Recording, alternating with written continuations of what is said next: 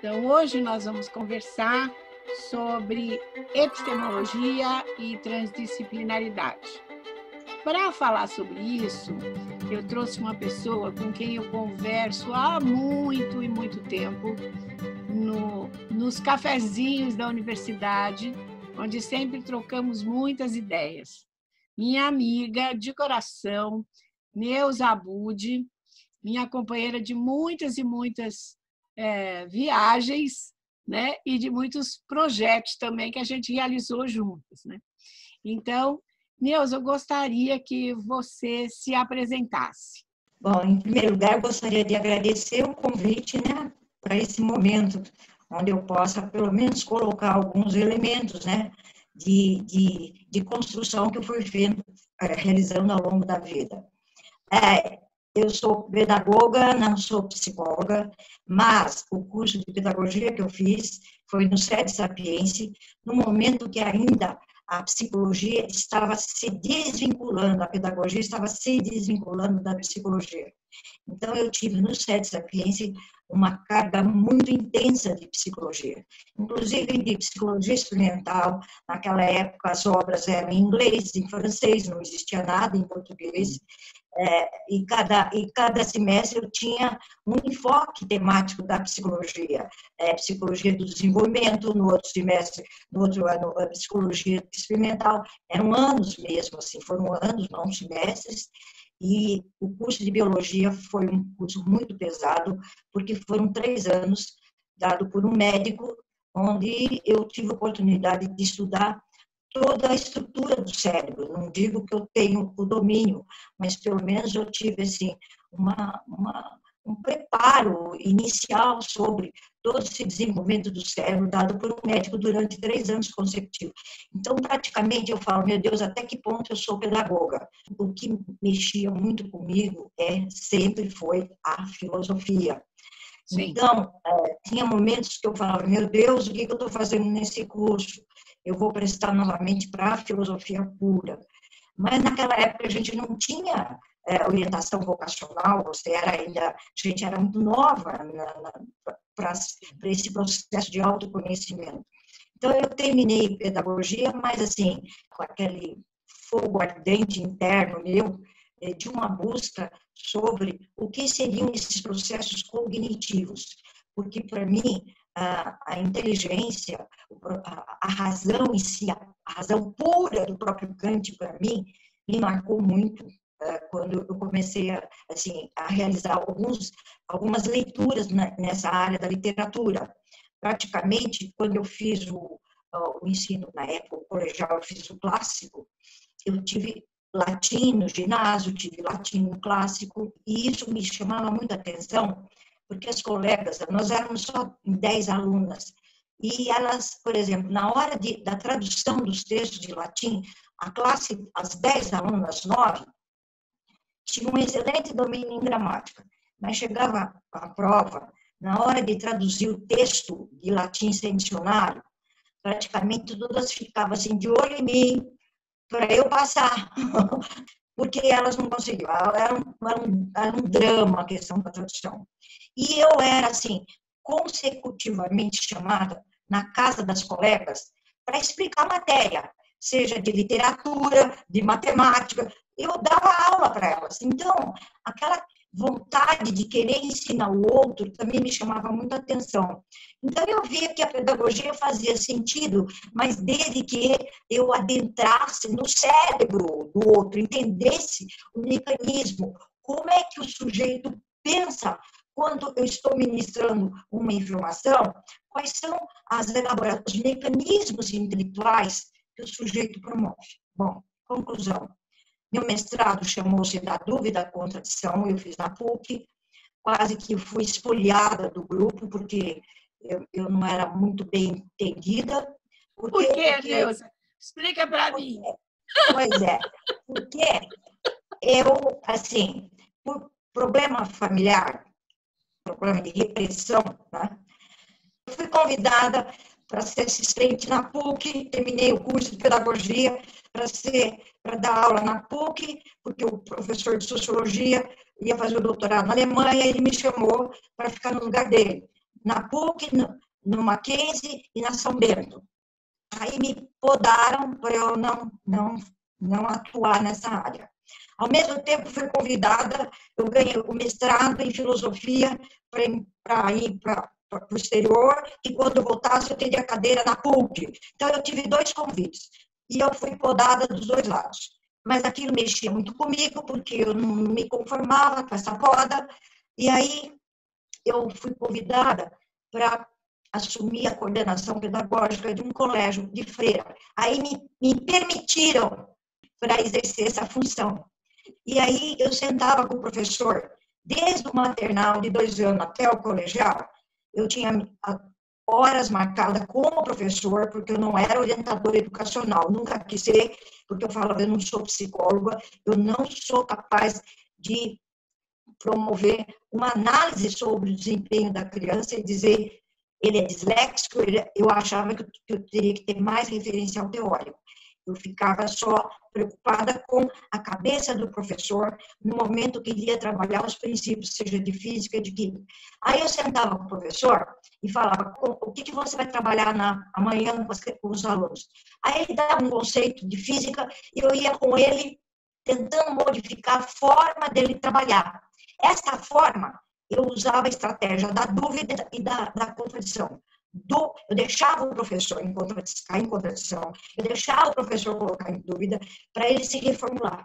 E ele conseguia se reformular. Quando eu fiz o mestrado, a Ivani Fazenda me cobrou, Neuza, cadê o registro desse encontro dos professores? Eu tinha fragmentos. Ela falou, então, se essa sua postura é uma constante, grava uma aula sua, porque eu já dava aula de currículo de programa na Universidade de Ibirapuera, e grava uma aula, você trabalhando.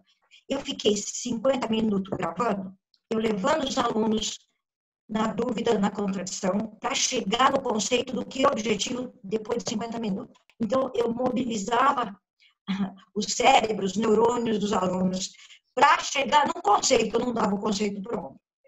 Você tem todo um trabalho que você desenvolve primeiro na realidade com os professores, cuidando dos professores de uma escola inteira, que pega do primário até lá adiante, e trabalhando essa ideia da dúvida à contradição, que é uma busca criativa, construtiva, não no sentido piagetiano, mas no sentido da descoberta, não é? E isso se transforma na sua tese de mestrado, que é desse jeito que a gente adquire o conhecimento, não é? Não tem outro caminho. É estratégico no sentido, como a Eda falou, Neuza, a minha definição de estratégia não é esse modelo que está aí, não é.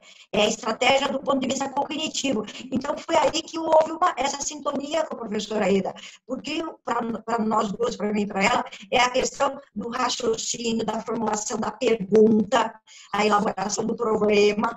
Então, mas aí essa questão da pergunta está inserida dentro de um contexto que você vai só conseguir realmente responder quando você vai fazer o doutorado com a Eda, porque ela entende exatamente aonde você está dentro do nível de indagação filosófica, né? Epistemológica. Você está lá na PUC e o que está acontecendo naquele momento do seu mestrado é digamos assim, um boom da transdisciplinaridade, que já era falada pelo Joel Martins na década de 70. E você está aí na década de 80, não é isso? E por falar no Joel Martins, eu fui parar no Joel Martins com o meu mestrado, porque eu não queria fazer títulos, capítulos, só o título, e eu não queria colocar capítulos, metodologia, e a Ivani falou que eu estava dando demais trabalho, foi a orientanda que mais deu trabalho, porque eu falei, é da dúvida, contradição, eu quero de outro jeito, se colocar essa estandardização do pensamento, você está fragmentando, e eu não quero isso, eu quero construção. Aí ela falou assim, Neuza, você vai para o Joel, ele era já, acho que reitor, ele tinha um cargo alto. Aí o Joel veio, Neuza, eu li seu trabalho, você quer publicar agora? Então, publica, mas não do ponto de vista acadêmico. Eu falei, como, professor Joel? Ótimo, está ótimo publicar. mas então você que é acadêmico, trate de pôr os capítulos e dizer metodologia, item metodologia, como manda o código da instituição. Por favor, científico. Aí o que acontece? E, então, naquele momento da década de 80, tem esse boom da transdisciplinaridade que passa a ser uma coisa como uma busca muito grande. Estava assim, tá com muito ibope a questão da transdisciplinaridade. E você já tinha ultrapassado essas questões já há muito tempo, porque na medida que você vai fazer a dúvida e a contradição, me corrige se eu estiver errado. Você, na verdade, não vai ficar presa a uma única ciência e a um único conhecimento. Você, necessariamente, está fazendo uma abordagem transdisciplinar. Só que as pessoas não conseguem chegar no chegam, no máximo, na multidisciplinaridade. É um trabalho solitário. Então, na transdisciplinaridade, que é essa busca, né, dessa unidade do conhecimento mediante uma quebra das fronteiras, né, porque essa fragmentação do conhecimento é produto da própria civilização, né? O conhecimento ele não é fragmentado. Lá no mundo grego, o filósofo era o filósofo, mas ele pensava fisicamente, biologicamente, quimicamente, e era o filósofo. Então, essa busca dessa convergência, né, das várias áreas do conhecimento é uma tentativa que a gente utiliza via transdisciplinaridade, poderia ser um outro nome, é só apenas um nome, poderia ter um outro rótulo, mas a essência é essa busca dessa superação das fronteiras do próprio conhecimento, porque o conhecimento ele é uníssono, ele é uníssono conhecimento. E quando eu falo nessa unicidade, eu falo na relação arte e ciência. Para mim, arte e ciência é essa a razão e a intuição, é o foco da coisa. Aí você não consegue ficar na transdisciplinaridade na sequência do seu doutorado. Por isso, como você tinha ultrapassado esse tipo de conhecimento, você vai para a USP com a Ieda para fazer o doutorado. E aí, qual é o seu doutorado, Neuza? Então, o meu doutorado também foi muito difícil, porque eu falava assim, professora Eda, naquela época eu estava trabalhando no curso de administração de empresa, e a carga maior que os diretores me dão, a coordenação, era metodologia de pesquisa e orientação de monografia do último ano.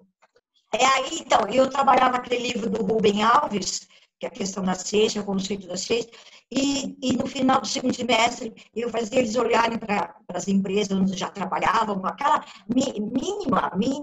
mini fotografia do que faziam, para ver se conseguiam fazer alguma articulação com alguns elementos teóricos. E o que me chamou a atenção é que numa das salas, quando chegou no último ano, era a mesma sala que eu tinha pego no segundo semestre e o último ano de administração eram meus alunos de monografia. Eu tive um aluno que se dedicou, assim, de alma, de corpo, desde aquela época, quando chegou no último ano, ele falou, professora, olha o caderno que eu fui fazendo já os registros, eu continuei dentro daquela reflexão que eu fiz com a senhora no segundo semestre, eu concluí. Era impressionante, porque ele misturou uma sala que não era, junto com essa sala que eu já tinha trabalhado. A diferença dos alunos, que foram meus alunos, em termos de, como eu posso falar, exercício metodológico do pensar, praticamente uma afronta com alunos que não foram meus lá no primeiro e segundo semestre. Então, eu via que tinha alguma diferença que eu fazia lá há 3 anos atrás, e quando eu concluí o trabalho de monografia, a diferença no aspecto, assim, de uma elaboração metodológica do próprio pensamento sobre o objeto, que aí a questão do tempo, a modificação do próprio objeto. Aí virou o meu trabalho de doutorado, essa reflexão que eu levava os alunos a olhar o cotidiano do cotidiano e extrapolar dentro de um fio teórico, no exercício do a priori do próprio pensamento. E aí eu fiz esse trabalho sobre a reflexão do concreto. E aí ainda falava assim, Neuza, pega o Humo, que ele está no livro na obra do Piaget, Epistemologia e Conhecimento Científico e Lógica, e Epistemologia da Física, e ele mostra que o concreto é próprio exercício da abstração, o abstrato nada mais é do que o concreto abstrato. Através do concreto, dependendo do sujeito, você elabora a própria abstração no próprio concreto. Tá? É nesse sentido. É um exercício de abstração do próprio sujeito, desde que ele tenha toda a estrutura cognitiva para isso. Isso significa uma coisa incrível, porque a gente está aqui conversando como é que foi o seu percurso de desenvolvimento dessas suas questões epistemológicas, de conhecimento, aplicados entre os seus alunos, né? Então, a gente poderia dizer, Neuza, que da mesma forma, se a gente pensa nas técnicas expressivas no processo terapêutico, onde o paciente desenha, faz recorte, ou faz algum tipo de técnica no concreto, isso pode, né, gerar novas estruturas de pensamento. Não é isso? Exato. Segundo a professora Eda, mesmo através do concreto, você realiza o próprio processo de abstração. Só que o próprio Piaget faz uma diferença entre o que é a abstração reflexiva e a abstração reflexionante. É um livro em francês dele, e tem uma diferença. Ele mostra que a abstração reflexionante é a própria elaboração projetual do sujeito, que eu acredito que aí é a questão do simbólico mesmo, a elaboração simbólica pelo sujeito. Aí é outro estágio. Em 2000, o Kandel, que é um pesquisador em neurociência, descobre que esse processo, né, de desenvolvimento cognitivo, ele leva o cognitivo e o afetivo conjuntamente, porque isso já o Damasio tinha dito que isso não se faz só no cognitivo, mas ele faz cognitivo e afetivo, que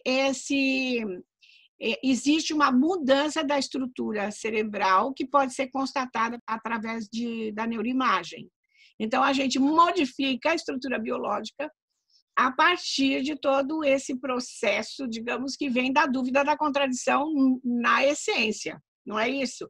Esse processo de aquisição do conhecimento. Daí eu fiz meu pós-doc com a Eda, né, na USP, que é a questão do tempo como grandeza mensurável.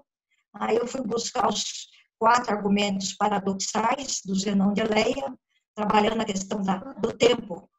Foi montado, então, um projeto de pós-doc sobre a questão do tempo, porque eu falei, Eda, eu não quero fazer mais projeto na vertente só da fenomenologia, da subjetividade. Eu estou precisando de alguma coisa concreta, operacional, do próprio pensamento, que me justifique essa minha questão do ato do pensar pela passagem dúvida e contradição. Daí ela falou, Neuza, se você não trabalhar tempo e espaço, você não chega a nenhum lugar.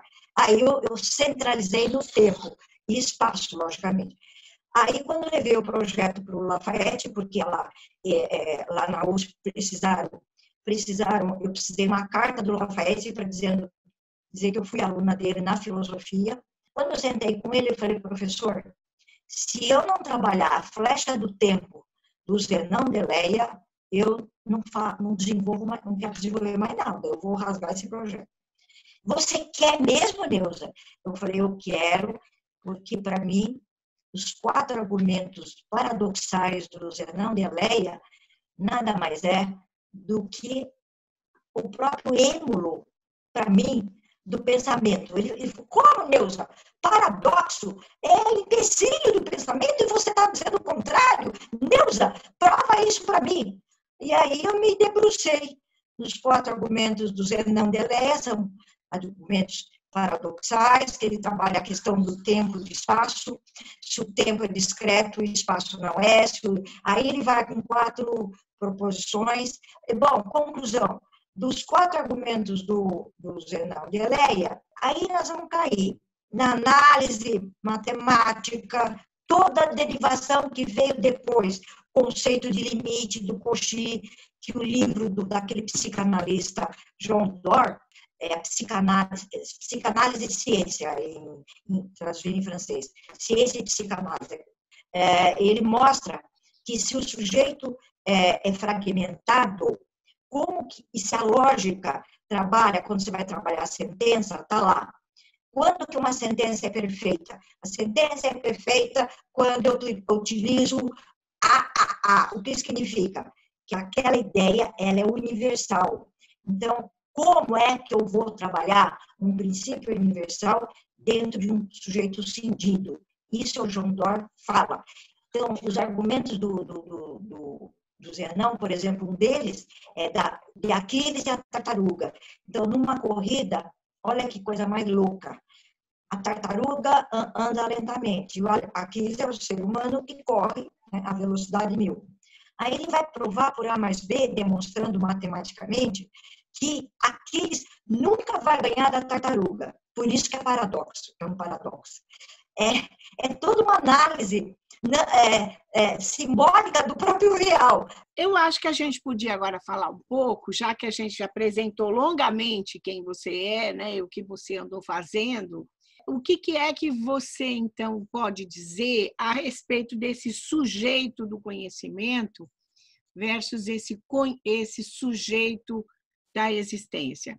Eu não vejo o sujeito do conhecimento desligado do sujeito da existência. Porque, para a lógica, o sujeito é abstrato, pensamento, não tem nada a ver com o sujeito real, né? Você tem que trabalhar só as ideias universais e tudo mais. Eu falei, professor, por mais que a gente tente desvincular, esses anos todos, olha, eu terminei a PUC em 67, de lá eu nunca mais parei de pensar. Outra vez você faz o mesmo caminho paralelo, fazendo uma investigação acadêmica, né, a respeito do que dentro da questão do pensamento, e aí você chega no mesmo espaço, no mesmo ponto, na mesma conclusão que a neurociência chega e demonstrando que isso é real. Então, 1995, o Damasio, acho que é 94, 95, ele escreve o erro de Descartes e ele fala exatamente isso, que as funções cognitivas não são as únicas que determinam o processo de conhecimento no ser humano, mas elas dependem necessariamente de toda uma influência das questões relacionadas à emoção e à personalidade. É uma relação necessária, mas não suficiente, porque o suficiente a gente não consegue. A relação é só necessária. Porque em lógica a gente trabalha a relação necessária e suficiente. Aí é o modelo preciso, exato, de formulação.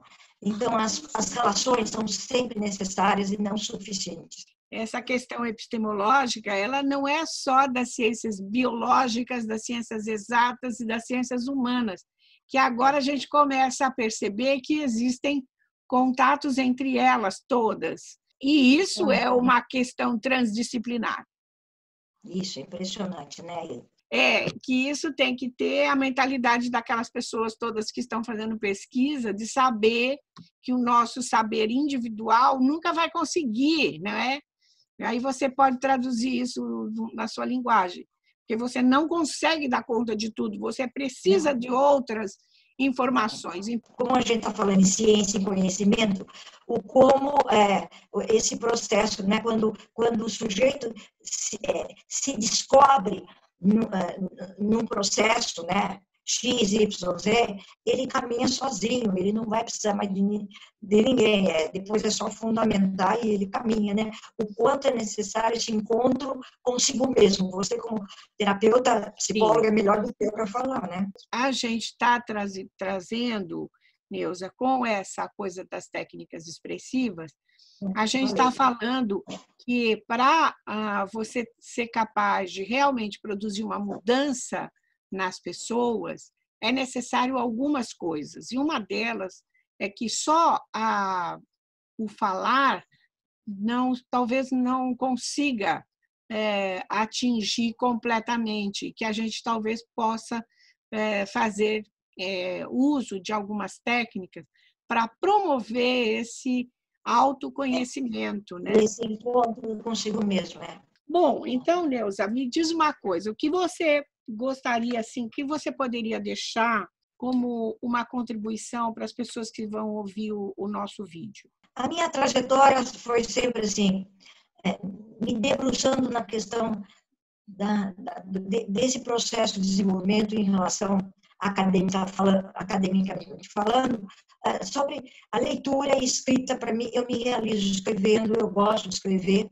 Então, para mim, eu acho que a escrita, para mim, no meu caso, seria assim, dentro do teu projeto de expressividade, a minha técnica é a escrita, eu não tenho outra forma. E eu mesmo participei de um projeto com a EDA, nós vimos na cidade de Jacareí entrevistar os transeuntes na rua, era um projeto social. E eu fui pegando cada fala e criava, deixava ele falar, e depois eu escrevia uma poesia, e depois eu fazia a interpretação. E aí, pelo amor de Deus, Neuza, poesia comigo não. Ela falou assim, daí um dia ela falou, Neuza, isso daqui, se você juntar tudo, pode virar um outro projeto também de pós-doc para você, sobre a linguagem poética. Quero agradecer muito sua participação e eu gostaria que você deixasse o seu endereço de contato, para quem quiser entrar em contato com você. É Neuza com Z, mais um A, junto com Neuza, são 2 As. EG, número 2, tem o 2 numérico, @gmail.com. Então, eu espero que todos tenham gostado dessa nossa entrevista, falando de algo bastante diferente de todas as demais entrevistas, uma vez que a gente falou sobre filosofia, sobre epistemologia, transdisciplinaridade e alguns outros conceitos. Então, espero que todos curtam o vídeo, se inscrevam no nosso canal e aguardem as nossas próximas entrevistas. Até lá!